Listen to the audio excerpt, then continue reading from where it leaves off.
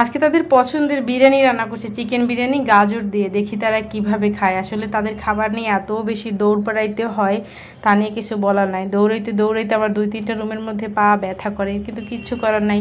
তাদের পেটে ক্ষুধা থাকলে তাদের থেকে আমারই বেশি কষ্ট হয়, তাই যেভাবেই হোক খাওয়াইতে হয়। আর প্রত্যেকটা মাই জানে যে এটা কত কষ্টকর। বাচ্চাদেরকে খাওয়ানো আর ঘুম পাড়ানো, এই দুইটা জিনিস এত বেশি কষ্টকর, আসলে বোঝানো যায় না। অন্য কেউ বুঝতেই পারবে না, মানে বাবারা কখনো হয়তো বুঝতেই পারবে না যদি কখনো ঘুম না পাড়ায়, যে বাচ্চাদের পালতে এত বেশি কষ্ট হয়, বিশেষ করে খাওয়াইতে, ঘুম পাড়াইতে।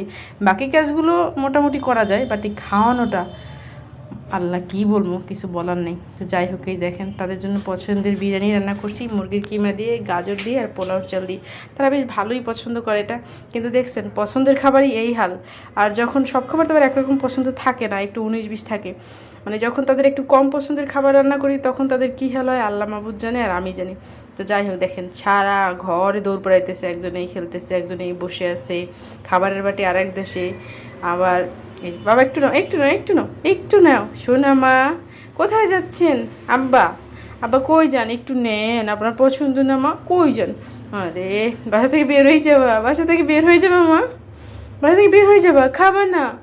একটু খেতে হবে তো, না তো তুমি কান্না করবা না, মা কষ্ট পাবো।